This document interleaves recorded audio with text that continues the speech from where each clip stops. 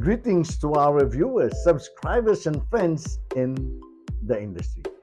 Again, I am your host, Architect Edric Marcos C. Florentino, for All About Shelters. And today, we will be focusing on two sections under Article 3.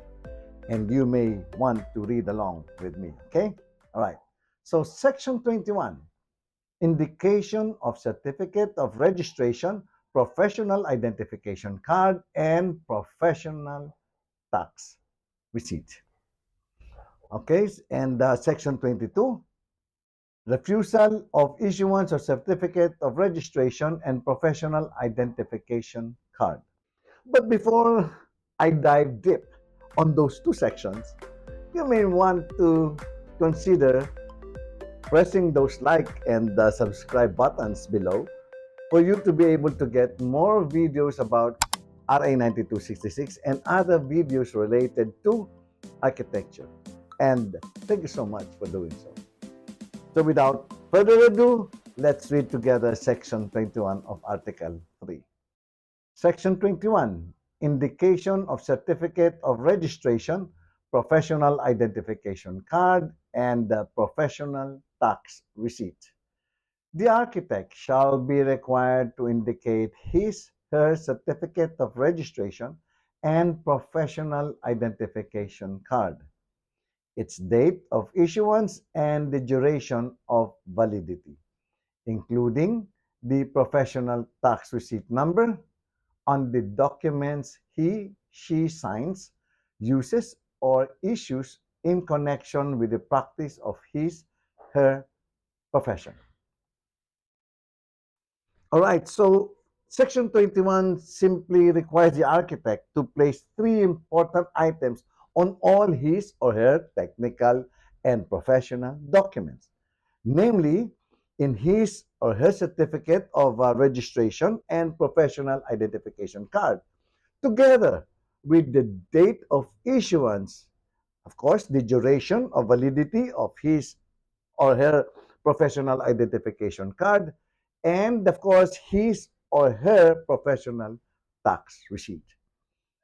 Really, my dear friend, Section 21 is a direct and straightforward requirement for an architect to indicate or mark in all his or her professional outputs. Well, I believe I don't need to expound on this matter because it is self-explanatory anyways. Let me now read Section 22 of Article 3. Section 22. Refusal to issue certificate of registration and professional identification card. The board shall not register and issue a certificate of registration and professional identification card to any person who has falsely sworn or misrepresented himself, herself in his/her application for examination, or to any person convicted by a court of competent jurisdiction of a criminal offense involving moral turpitude or guilty of immoral and dishonorable conduct, or any person of unsound mind. In the event of refusal to issue certificate for any reasons, the board shall give the applicant a written statement setting forth the reason for such action, which statement shall be incorporated in the record of the board. Provided, however, that registration shall not be refused, and a name shall not be removed from the roster of architects on conviction for a political offense or for an offense which should not, in the opinion of the board, either from the nature of the offense or from the circumstance of the case, disqualifying a person from practicing under this act. All right, so Section 22 clearly tells us that the Board of Architecture has the right to refuse the issuance of certificate of registration and the professional identification card on these following grounds, as it was mentioned a while ago. Well, number one in the list are those who have falsely sworn to any untruthful or false information or declaration about his or her claimed data, you know. And in short, those individual who has misrepresented himself or herself in his or her application for board examination and has lied under oath or cheated in the data or information he or she submitted. The second item that was mentioned in this section are those who have been convicted by a judiciary court for a criminal offense involving moral turpitude and gravely, convicted or has been guilty of immoral and dishonorable conduct. And lastly, of course, on those who have clearly diagnosed on having an unsound mind. On this last item, I guess this may require a professional opinion to arrive to a conclusion of such. Well, my last statement was only my take on that particular matter. Now, having said those, I have summarized the three main reasons why the Board of Architecture may refuse the issuance of a certificate of registration, the professional identification card, to an applicant. But of course, the Board of Architecture shall inform those who will be what?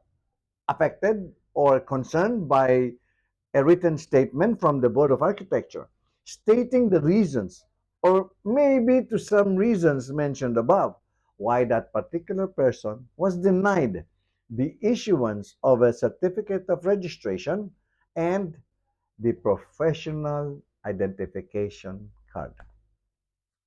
Well, I believe, my dear friends, the refusal of issuing the certificate of registration and the professional identification card to a person is a way to safeguard the profession and also the interest, of the public against those kind of people who have falsely provided false information about himself or herself.